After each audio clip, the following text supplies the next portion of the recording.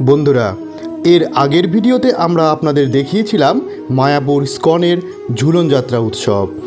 আর আজকের ভিডিওতে আপনাদেরকে দেখাবো শ্রী চৈতন্য মহাপ্রভুর জন্মস্থান নবদ্বীপ ধামের ঝুলন যাত্রা। মায়াপুরের মতো নবদ্বীপের বিভিন্ন মঠ ও মন্দিরে খুব ধুমধাম করে ঝুলন উৎসব পালিত হয়। প্রথমেই বন্ধুরা চলে আসি নবদ্বীপ ধামের সবচেয়ে বড় মন্দির কেশবজি গৌড়িয়া মঠে। আপনারা দেখতে পাচ্ছেন রাধা ও মাধবকে কি সুন্দরভাবে সাজিয়ে দোলনায় দোল খাওয়ানো হচ্ছে।